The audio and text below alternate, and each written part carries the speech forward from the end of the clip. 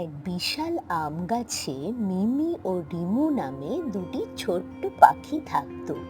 মিমি ছিল শান্ত ও সৎ, আর রিমু ছিল চঞ্চল প্রকৃতির। রিমু সব সময় বড় বড় কথা বলতো এবং মাঝে মাঝে সামান্য কারণে মিথ্যেও বলতো। একদিন সকালে মিমি আর রিমু খাবারের খোঁজে বের হয়েছে। তারা দুজনেই গাছে ঝুলে থাকা একটা মিষ্টি আম দেখতে পেল। চল ওই আমগুলো পেড়ে খাই।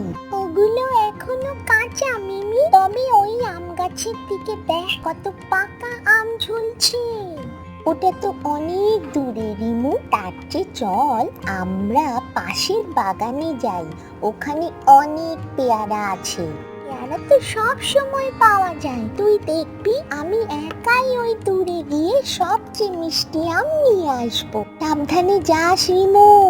রিমু দ্রুত উড়ে গেল, কিন্তু সে আম গাছ পর্যন্ত পৌঁছতে পারল না, কারণ সে খুব দ্রুত ক্লান্ত হয়ে পড়ল। সে একটি ডালে বসে বিশ্রাম নিতে লাগলো। কিছুক্ষণ পর সে বুঝতে পারল এত দূরে এসে তার ফিরে যাওয়ার শক্তিও নেই। সে ভয় পেয়ে গেল। সে কি করবে বুঝতে পারল না। একটু পরে মিমি উড়ে সেখানে পৌঁছলো। সে রিমুকে জিজ্ঞেস করলো, কি হলো রিমু, আম পেলি না? আমি তো আম পাড়তে গিয়েছিলাম, কিন্তু ওখানে একটি শিকারী ছিল। সে আমাকে ধরতে চেয়েছিল, তাই আমি ভয়ে পালিয়ে এসেছি। আমার কিছুতেই আম খাওয়া হলো না। আরে বাবা, তুই কিছু বলিসনি তো, আমি তোর জন্য খুব চিন্তা করছিলাম তাই। তারা দুজনেই আম না পেয়ে ফিরে এলো। রিমু সেদিন অনেক মন খারাপ করে রইল। পরের দিন সকালে মিমি খাবার খোঁজার জন্য রিমুকে ডাকলো। রিমু ভয়ে বলল, আমি আর যাব না, আমার জ্বর এসেছে। মিমি রিমুর কপালে হাত দিয়ে দেখলো তার জ্বর নেই। সে বলল, কি বলছিস রিমু, তোর তো জ্বর নেই। আসলে আমার পেট ব্যথা করে। রিমু, আমি তোর ভালো বন্ধু, আমাকে সত্যি কথা বল। রিমু কেঁদে ফেলল। সে বলল, মিমি, আমি গতদিন মিথ্যে বলেছিলাম, ওখানে কোনো শিকারী ছিল না। আমি আসলে অনেক দূরে গিয়ে ক্লান্ত হয়ে গিয়েছিলাম, আর আমি আমও আনতে পারিনি। আমি জানি রিমু, তুই মিথ্যে বলছিলি, কিন্তু কেন বললি? মিথ্যে বললে তো সবকিছু ঠিক হয়ে যায় না, বরং আরো জটিল হয়। আমি দেখতে চেয়েছিলাম যে আমি তোর চেয়ে শক্তিশালী, কিন্তু এখন আমার খুব লজ্জা লাগছে। বন্ধুত্বে কেউ বড় ছোট হয় না, আমরা দুজনেই সমান। সত্যি কথা বললে কোনো ভয় থাকে না। চল আজ আমরা একসঙ্গে যাই, তুই আর মিথ্যে বলবি না। রিমু সম্মতি জানালো। তারা দুজন একসাথে খাবারের খোঁজে বের হলো। তারা সেদিন আম গাছের দিকে গেল। রিমু ভয়ে ভয়ে বলল, মিমি, এখানে কিন্তু শিকারী আসতে পারে। যদি শিকারী আসে তবে আমরা দুজনেই একসাথে পালাবো, একা নয়। তারা দুজনে আম গাছের দিকে উড়ে গেল। রিমু দেখল সত্যি সত্যি একটি শিকারী জাল পেতে রেখেছে।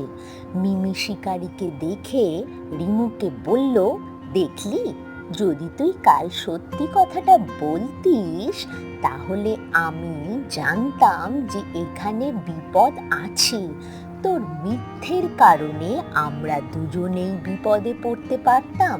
এখন করবো, চিন্তা করিস না, আমরা একসাথে উড়বো আর জাল থেকে দূরে থাকবো। তারা দুজনে কৌশল করে জাল থেকে দূরে থেকে কিছু আম নিয়ে ফিরে এলো। সেদিন রিমু বুঝতে পারল সততার শক্তি কতটা বেশি। মিথ্যে বললে সে শুধু নিজেকেই নয়, তার বন্ধুকেও বিপদে ফেলছিল। এরপর থেকে রিমু আর কখনো মিথ্যে কথা বলতো না। যখনই কোনো ভুল করত সে মিমিকে সত্যি কথাটাই বলতো। মিমি সব সময় তার পাশে থাকতো এবং তাকে ভুল থেকে শিখতে সাহায্য করত। একদিন রিমু আম আনতে গিয়ে অন্য একটি পাখির সাথে ঝগড়া করলো। সেই পাখিটি মিমিকে বলল যে রিমু তার একটি আম চুরি করেছে। মিমি রিমুকে ডেকে জিজ্ঞাসা করলো, রিমু সত্যি বলতো, তুই কি আম চুরি করেছিস? না মিমি, আমি আম চুরি করিনি, ওই পাখিটা মিথ্যে কথা বলছে। মিমি এবার রিমুর কথা বিশ্বাস করলো, কারণ সে জানতো রিমু আর মিথ্যে বলে না। মিমি তখন ওই পাখিটিকে ডেকে সব কিছু বোঝালো। শেষ পর্যন্ত দেখা গেল অন্য পাখিটি ভুল বলছিল। দেখলি রিমু, সত্যি কথা বললে সবাই তোকে বিশ্বাস করবে, আর মিথ্যে বললে তোকে সবাই অবিশ্বাস করতে শুরু করবে। রিমু বুঝতে পারল সত্যি কথা বলা কতটা গুরুত্বপূর্ণ। সে মিমিকে ধন্যবাদ জানালো। তারা দুজন একসাথে সুখে বাস করতে লাগলো। তাদের বন্ধুত্ব আরো গভীর হলো।